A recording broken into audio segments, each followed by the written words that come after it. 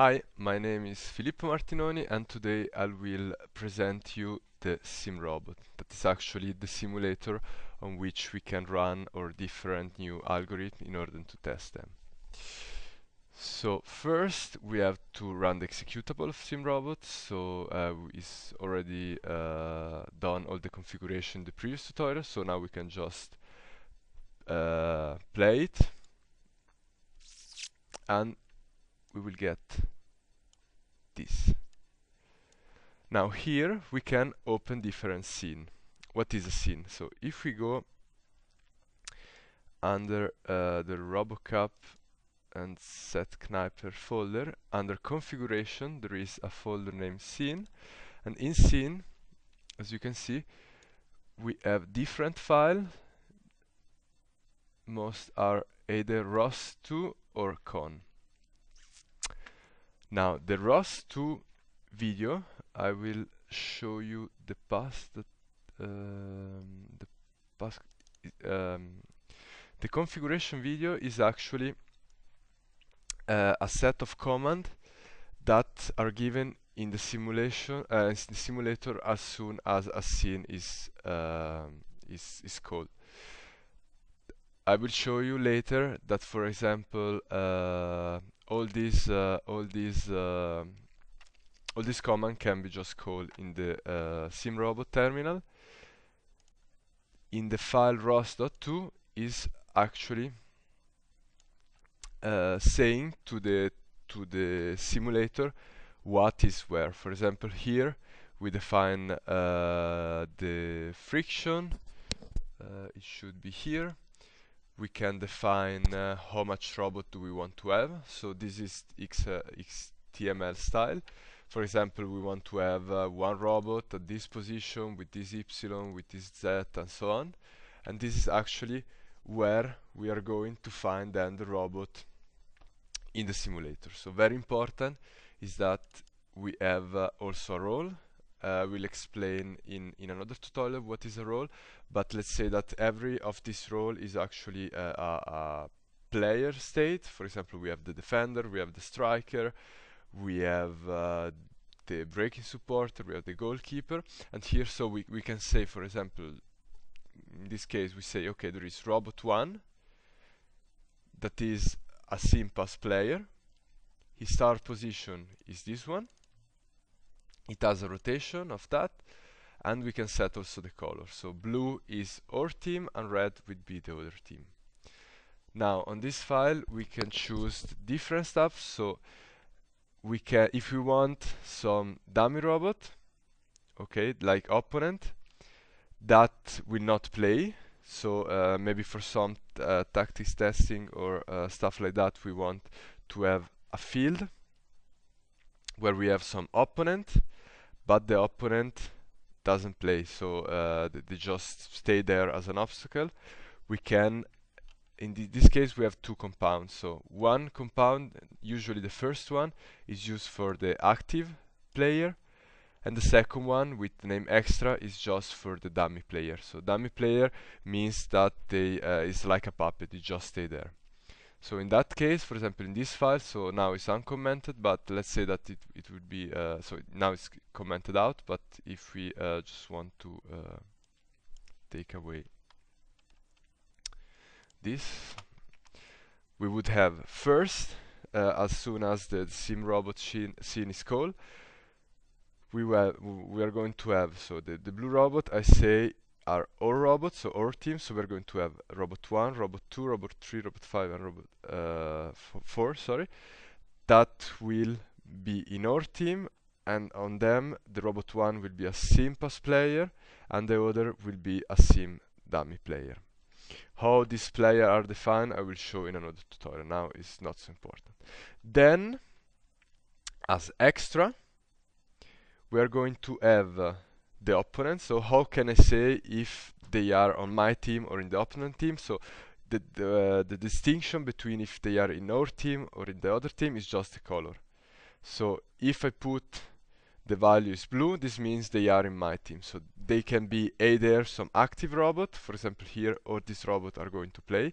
Actually, the dummy robot will stay as a puppet, so we can move all this stuff here inside.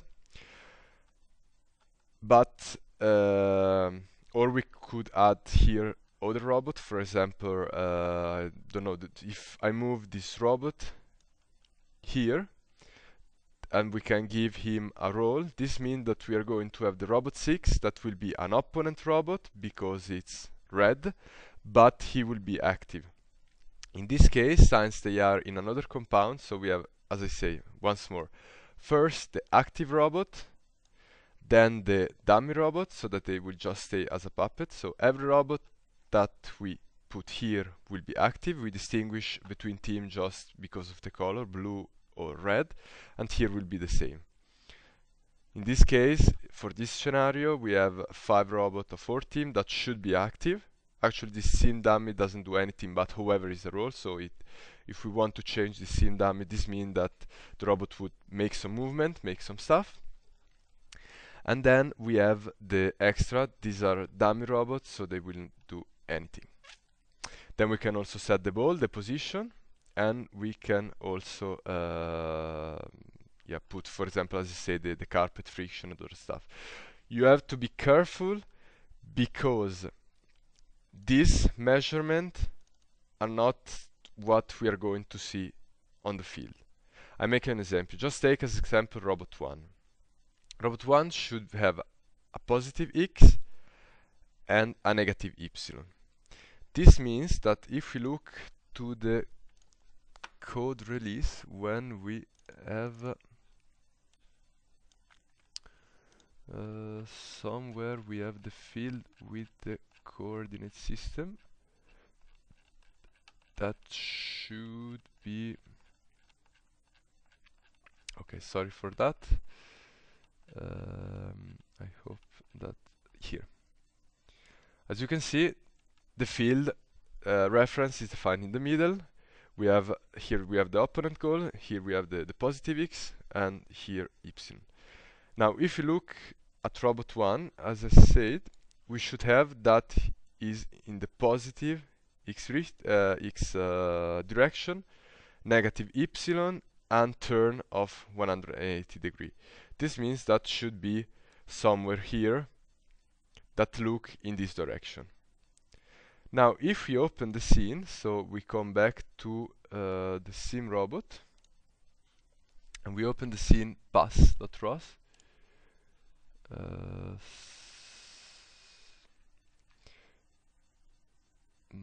So I will show you better later how the wall work. Now actually this is robot 1, and as you can see, even if it should be here and look in this direction, it is here and they look in the other direction. This is why all these this value are turned. So this means that if I put a positive x, then the robot will find itself on the field in the negative x. The same for the y. The z is the right one, so we put a positive value. This means that if we start on a positive value, according always to the scheme. And also for the rotation, you have always to calculate that is not, so the angle doesn't start from here, but it starts from here. So it's like if you would turn this coordinate system. Now just coming back to SimRobot, so I start it once more. I just want to show you first once more the pass scene. Also here you can open recently open scene. So if we now have a look, please forget all this stuff. I will explain you in a moment what they are. But as you can see, we have our 5 robots that are blue, that they make something, and we have this red robot that are the opponent, that they do anything. But now I'm going to show you another scene that it's more easy in order to get used to how the different stuff work. I create for that this video tutorial. in this video we just have two robots in this scene. So this is the first time that you open a scene, you get this setup. So we have two consoles that we can open. Please be careful because we have two of them. So the first time I talked, okay, if I click here 2 times, I would get this one. Let's put it here. Or if I click here 2 times, I get the other one. So as I was saying, the first time I talked, they are the same console, but this is not true, because on one, the command that we give, so these are actually the terminal that I spoke before, the command that we give will be saved there, and in the other not. I make you an example. Let's say for example, dr is a command that I will explain in the next session. We could put, so dr is a command that call something, but we don't know what to call. So if we put dr here and we press enter, so this is the pad, you can see that actually here it doesn't come anything, but all the output that should come from this command come in the console. And now you can notice that let's say that we write another example, always so then we can delete all. So we could also, for example, call the command dlr here. Now if we close this and we open once more the SimRobot and we choose video tutorial as well, you see that in console.pad the command stay there, but on the console the command that we previously put were deleted. This can be very comfortable, since if we want to give a series of commands, so we can have there somewhere saved. Now let's make an example. At the beginning I told you that we have this configuration file, and these commands are called as soon as the scene is open. So if I go now on the config scene, if we go now on videotutorial.configuration, we go here at the end and I write the R question mark, I save. Now the next time that I'm going to call the scene, so if you go on video tutorial, you see that the command that I put was called directly. This is very comfortable because there is a series of commands that can be more time be called, or maybe do you need them every time that you open the scene, and so that you don't have either to digit them here in the console or to call them again. So because even here on the console, even if the command is saved here, this doesn't mean that it will be executed. So in order to execute here, we have to press once more enter. But as I say, if this is already done in the configuration file, then we don't need to do that every time. This was about the main infrastructure for simulation. Now, sorry about that, I have to open it once more. What are the instruments that this SimRobot offered us? So we have these two consoles, as we say. Then we have RoboCap. If we open it, we get the video, so the simulation of the different player. As I said before, so be careful that in the ROS2 file, so where do you put which player will play where, all the directions are turned. So if I put +X as the position of the robot, it will be -X on the field. This is one tool that we have. Another really important tool, so other important tool, first something very important, Here you have two robots. This means that on every robot you have behavior, color calibration, and blah blah blah, but these are referred always to the robot to which you select it. For example, if I choose behavior of robot 4, I get this. I don't want to. I get. I get this, and this is, for example, the state where the robot is. So since the role of the player is given as a state machine. So this means, for example, that there is under soccer we are in the state play soccer. We are not penalized, therefore we are in the initial state. We have this request and so on. So this actually shows us where we are in the state machine of the player. Then we have that is very important, the word field. If you are going to program some behavior, I guess this is maybe the most important stuff. This is a picture of the field where, as you can see, you have, so here maybe it's also important to say we can choose either if the state of the robot is perfectly known, or if the simulator has to simulate what is the perception of the robot. In this case, for example, we know that the real robot is here, but he thinks to be here.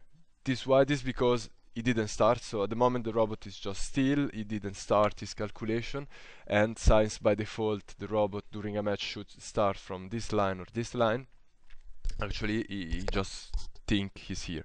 And this is what he can see. These are some stuff that is drawing, and so on. And this is very important because here we can see there are some options on the code that are called, for example, debug drawing. That is actually what you see here.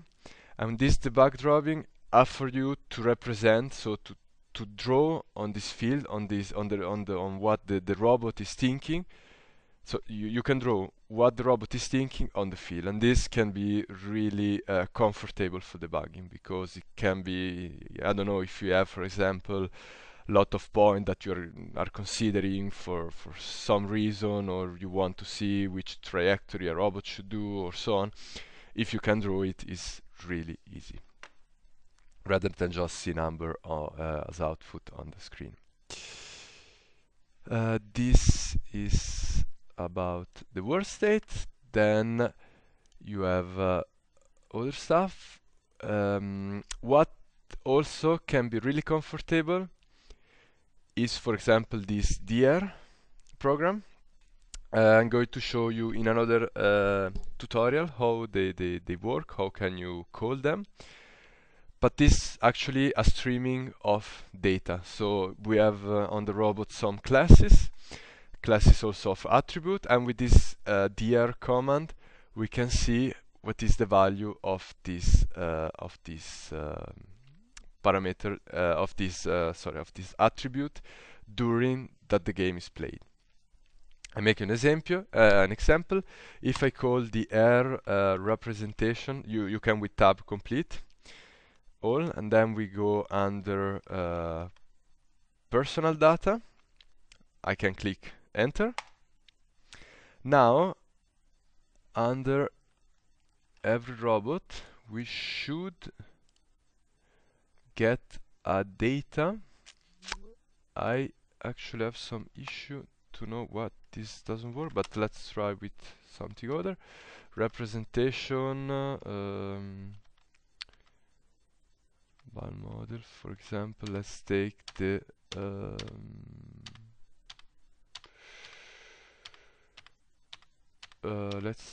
the line percept,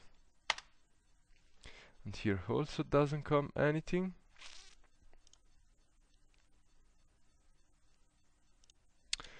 Now actually what could be interesting for us is to start the simulation. So if I call once more the RoboCup stuff that I want to put here in order to see it a little bit better.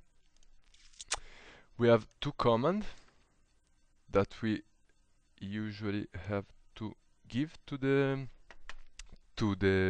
terminal. The first one is call game ready. What does mean this call? So under scene, if you look, we have the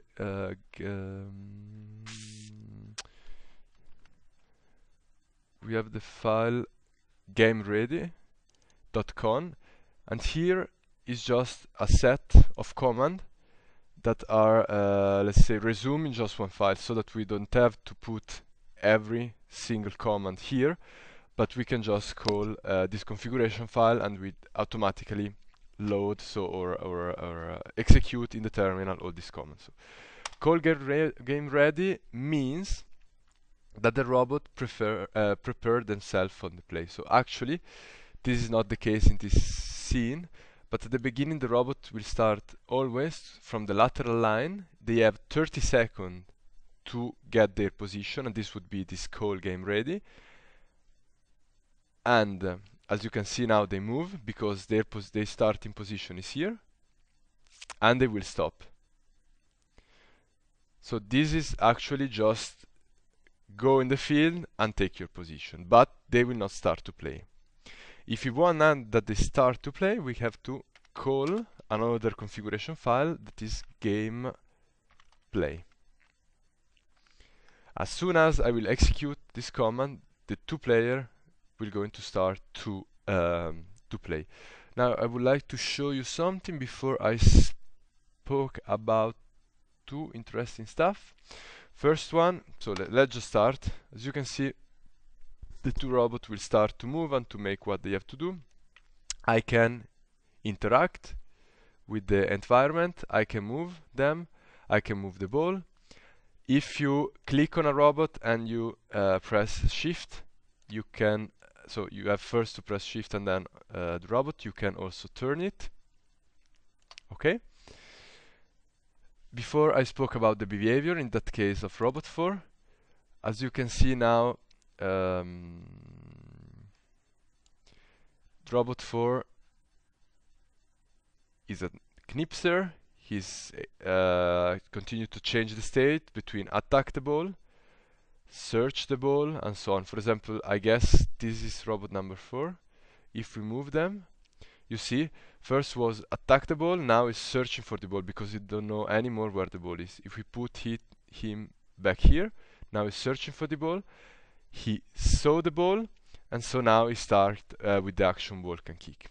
But as I explained, I will come back to the roll state machine another time. Now it's just to give you an idea how this stuff works. I would like also to show you the word state. As I said before, this is very important because it's what actually the robot perceives and what he is thinking. Let me just get the ball. So if I go under robot 4 and I go under field word state, now we can see this is robot number 4. In our case would be this robot. Sorry. He saw, for example, an obstacle. He has an idea where the ball is. This is very important because here we can see what the robot is thinking about, what is his perception of the environment. And as I will show you, this go more in the specific, but on my project that was the implementation of the pass between the robot is absolutely fundamental to have an idea what the robot is thinking about and what is going to do. But as I say, we have always to be careful because now we are considering robot 4. If we want to consider robot 5, we go field, world state, and now as you can see we are considering robot 5. But the problem could be that can happen sometimes that you don't get what is happening just because you select the wrong robot. This is something very important that you should be aware of. I think that for this first introduction on SimRobot this is enough.